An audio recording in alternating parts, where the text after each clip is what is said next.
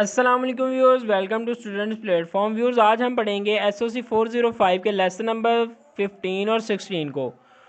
इनको कंबाइन ही पढ़ेंगे क्योंकि इसकी वजह ये है कि इन्होंने कुछ चीज़ें मर्ज की हुई हैं बीच में, जो 15 और 16 के अंदर दोनों के अंदर हैं। जैसा कि पहले भी आपको बताया, पहले भी काफ़ी लेसन्स के अंदर इस तरह किया हुआ है हैंड आउट्स के अंदर। सो हम इसको कंबाइन ही पढ़ेंगे।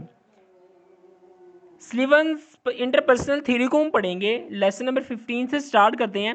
इसके अंदर सिंपल मैं आपको ओवरव्यू दे दूंगी। इसके अंदर कहा गया है इसकी थ्योरी जो बेस करती है इंटरपर्सनल रिलेशंस पर बेस करती है। मतलब कि इंटरपर्सनल रिलेशंस कैसे होने चाहिए लोगों के, कि इंटरपर्सनल रिलेशन वो रिलेशन होते हैं कि जो एक बंदे का दूसरे बंदों के साथ रिलेशन, दो या दो से ज़्यादा बंदों का आपस में डीलिंग करना, उनका आपस में रिलेशन का जो होता है, इसको इंटरपर्सनल रिलेशन कहते हैं। इसकी थ्योरी जो है इसी रिलेशन पर बेस है। तो कॉन्सेप्ट्स देख लेते हैं थ्योरी के कौन कौन से। मेन पहला कॉन्सेप्ट जो है डायनामिज्म है। डायनामिज्म क्या चीज़ है, डायनामिज्म को आगे भी हम पढ़ेंगे। अच्छा खैर, डायनामिज्म को देख लेते हैं पहले क्या है। डायनामिज्म इज़ वो चीज़ है जो कि एक यूनिट है, the smallest unit of study of individual. इसको सिर्फ इतना ही याद करने की ज़रूरत है। जिस तरह एक केमिस्ट्री के अंदर कहते हैं ना कि एटम जो है स्मॉलेस्ट यूनिट है, स्मॉलेस्ट पार्टिकल है, इसी तरह ये एक स्मॉलेस्ट यूनिट है, एक इकाई है स्टडी की। किसकी स्टडी की? इंडिविजुअल की स्टडी की। आगे है, इसमें सिर्फ ये बात करें एनर्जी ट्रांसफॉर्मेशन। दूसरी चीज़ एनर्जी ट्रांसफॉर्मेशन क्या है कि जब एक इंडिविजुअल मुकम्मल एनर्जी, एक इंडिविजुअल की मुकम्मल एनर्जी जिसमें बॉडी के किसी पार्ट को इस्तेमाल करके वो माहौल के साथ इंटरेक्ट करता है। मतलब से किताब को तलाश कर रहे हैं ना, तो उसके लिए पाँव भी इस्तेमाल करें, हाथ भी, आंखें भी। तो ये सब चीज़ें जो हैं इसमें एनर्जी इस्तेमाल हो रही है, इन्वॉल्व हो रही है। Any form of our behaviour is called energy transformation. इसको ये भी कह सकते हैं। ये दो तरह की होती है, ओवर्ट और कवर्ट। ओवर्ट वो होती है जो कि लोग देख सकते हैं, और कवर्ट जो होती है जो कि लोग नहीं देख सकते, जो हमारे अंदर होती है, छुपी होती है। बिहेवियर हमारा अंदर का बिहेवियर जो होता है उसकी बात करें आगे। इसके अंदर दो टर्म्स इसने दी हैं एनर्जी ट्रांसफॉर्मेशन के अंदर। पहली है सेल्फ सिस्टम। सेल्फ सिस्टम को देखते हैं। सेल्फ सिस्टम मतलब कि गार्ड और defence system of an individual. एक बंदा किस तरह खुद को एंजाइटी से, परेशानियों से बचाता है, खुद को दूर रखता है, इसको सेल्फ सिस्टम कहते हैं। ये उस time self system came into existence when an individual interact with an environment. जब वो एनवायरनमेंट के साथ इंटरेक्ट करता है, लोगों के साथ इंटरेक्ट करता है, तो उसे अपनी हिफाजत के लिए भी, हिफाजत की भी ज़रूरत पेश आती है। तो उस टाइम ये सेल्फ सिस्टम जो है काम करता है। इसके अंदर ये चीज़ें आगे है। पर्सोनिफिकेशन। पर्सोनिफिकेशन क्या है? An image that individual has of him और हर सेल्फ ऑन और ऑफ एनदर पर्सन। एक बंदे का इमेज, खुद का इमेज और दूसरों का इमेज जो उसके ऊपर पड़ता है, उसे पर्सोनिफिकेशन कहते हैं। मतलब कि माँ का जो बच्चे का पहले इमेज है ना, उसकी माँ का पड़ता है, तो इसको पर्सोनिफिकेशन कहते हैं। अगर ये पॉजिटिव गुड मदर होगी, as a good mother treat करेगी बच्चे को, तो ये पॉजिटिव पर्सोनिफिकेशन होगी। अगर एज अ बैड मदर होगी तो बैड जो उसका इमेज पड़ेगा, और इसको बैड पर्सोनिफिकेशन या नेगेटिव पर्सोनिफिकेशन कहेंगे। नेक्स्ट टर्म है कोग्निटिव प्रोसेस। कोग्निटिव प्रोसेस के अंदर तीन चीज़ें शामिल है, प्रोटोटैक्सिक, पैराटैक्सिक और सिंटैक्सिक। प्रोटोटैक्सिक को जो सिंपल डिफाइन करा है वो कि ऑल कंसर्न मोमेंट्री एक्सपीरियंसेस, तमाम concern experiences which have no connection. ये ज़्यादातर बच्चों के अंदर पाया जाता है। मतलब कि जाते हुए कोई ऐसी चीज़ देख लेनी, रास्ते में कोई छोटा सा वाक़या हो गया जिसका हमारी लाइफ के साथ कोई कनेक्शन नहीं है, लेकिन जैसे वैसे ही हमारे जहन में रह जाता है। मतलब कि हमारे रिलेटेड नहीं होता वो, लेकिन बस ऐसी मोमेंट्री जाते जाते हमने देखा और हमारे जहन में रह गया। दूसरी है पैराटैक्सिक।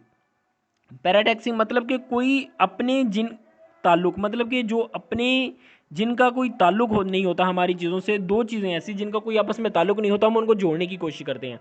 मतलब बंदा जा रहा है, काली बिल्ली रास्ते में आ गई, हम कहते हैं काली बिल्ली रास्ता काट गई है, अब तो हमारा दिन पूरा बुरा गुजर गया। मतलब हमारे दिन का और काली बिल्ली का कोई आपस में ताल्लुक नहीं है, लेकिन हमने फिर भी इनको मिलाने की कोशिश की। सिंटैक्सिक। सिंटैक्सिक क्या है? इसके अंदर क्या होता है कि standardize symbols are used which has universally same meaning. It is in adult. ये अडल्ट में पाया जाता है। इसकी डेफिनेशन ही है, बस और कुछ नहीं। वैसे इन्होंने डिस्कस नहीं किया हुआ, लेकिन मैंने आपको बता दिया इसका मीनिंग। आगे लेसन 16 स्टार्ट होता है। ये कॉग्निटिव प्रोसेस पिछले ही लेसन को उठा के इन्होंने इसी तरह दोबारा दे दी यहाँ पे। लिहाजा यहाँ से देखते हैं हम dynamics of personality. Dynamics of personality के अंदर दो चीज़ें शामिल है, टेंशन और एनजाइटी, दोनों एक दूसरे के साथ इंटरलिंक है। ये दो तरह की होती है। एक तो जब होती है जब इंसान की बेसिक नीड पूरी नहीं होती, बेसिक नीड मतलब हंगर, सेक्स, स्लीप, ये चीज़ पूरी नहीं होती तो उसे टेंशन होने लग जाती है। दूसरी उस टाइम होती है जब इंसान के साथ कोई एक्सीडेंट होता है, किसी भी किस्म का चोट लग जाती है उसकी, उस टाइम इंसान को टेंशन होती है। ये दो तरह की मतलब होती हैं। और एनजाइटी भी यही सेम ही चीज़ है। टेंशन और एनजाइटी जो है, टेंशन जो एनजाइटी की वजह से होती है, एनजाइटी को यहाँ पे वो फर्दर एक्सप्लेन कर रहा है, थोड़ा सा उसको देख लेते हैं। कह रहा है कि एनजाइटी इंसान को सिखाती है कि किस तरह हालात का मुकाबला करना है। एनजाइटी अगर ज़्यादा हो तो हमारी जो है फंक्शनिंग जो है, डेली फंक्शनिंग को डिस्टर्ब कर देती है।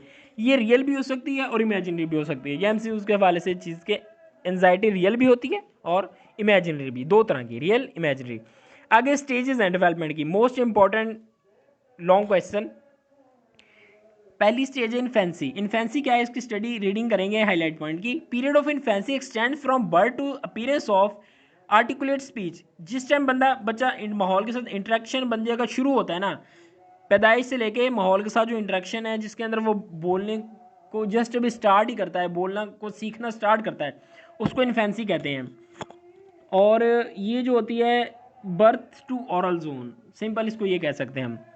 कुछ करेक्टरिस्टिक्स हैं, कुछ स्टेजेस हैं, फीचर्स हैं, उसको देख लीजिए, दो इसमें से याद कर लीजिए, शॉर्ट क्वेश्चन में आ सकते हैं। चाइल्डहुड, चाइल्डहुड जो है it is the period in which child known about himself, वो सेल्फ के बारे में जानता है, अपने बारे में वो जानता है, बच्चा जानना शुरू करता है चाइल्डहुड में। जुवेनाइल एरा, जुवेनाइल एरा इस टाइम स्टार्ट होती है जब बच्चा स्कूल जाना शुरू कर देता है और उसकी जो फैमिली है घर वालों से बढ़कर एक्सटेंड होती है, और इंटरेक्शन जो उसका बाकी स्कूल के बच्चों से भी इंटरेक्शन होना शुरू होता है। पहले सिर्फ फैमिली के साथ था, फिर बाकी स्कूल जाते हैं तो स्कूल के लोगों के साथ भी इंटरेक्शन शुरू हो जाता है। प्री एडोलेसेंस जो है, जिसके अंदर बच्चे को अपनी जेंडर का पता चलता है, छोटा ही होता है लेकिन उसको पता चल जाता है कि मैं एक मर्द हूँ और मैंने अपना रोल मर्द की तरह करना है। इस तरह लड़की को पता चल जाता है कि वो औरत है और उसने अपना रोल जो है एक औरत की तरह अदा करना है। प्री एडोलेसेंस के अंदर कह रहा है कि चाइल्ड जो है start attract toward the opposite sex या फिर सेम सेक्स। ऑपोजिट सेक्स की तरफ अगर अट्रैक्ट होगा उसे हेट्रोसोशल कहते हैं, अगर सेम सेक्स की तरफ अट्रैक्ट होगा तो उसे होमोसेक्सुअल कहते हैं। सो हेट्रोसेक्सुअल और होमोसेक्सुअल, ये दोनों टर्म्स है, याद रखिएगा ज़हन में।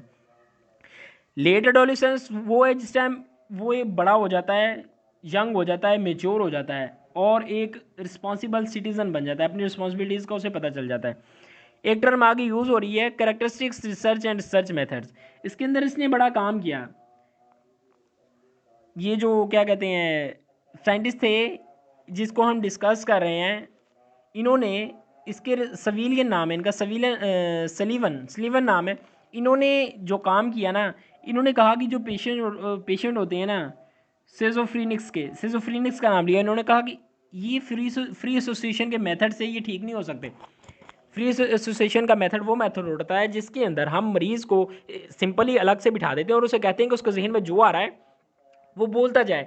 वो खुद से फिर जब बोलता जाता है तो ज़्यादातर ऐसा होता है कि वो एनजाइटी का शिकार हो जाता है, वो मज़ीद टेंशन के अंदर चल जाता है।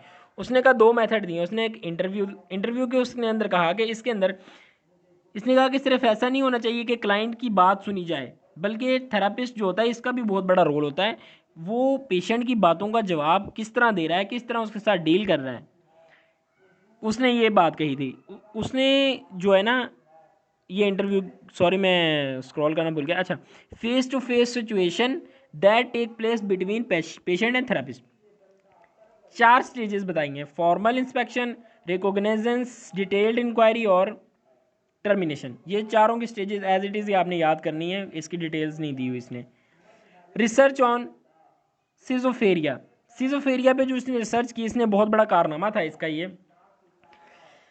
इसने कहा कि थेरापिस्ट ऐसा होना चाहिए जो पेशेंट की बात को अच्छी तरह समझे, क्योंकि वो उसी वक्त उसकी प्रॉब्लम को सोल्व कर सकता है जब तक वो उसको अच्छी तरह समझेगा। तो ये आज का ओवरऑल लेसन था आपका, लेसन नंबर 15 और 16। मिलते हैं नेक्स्ट लेक्चर में, टिल देन टेक केयर, अल्लाह हाफिज़।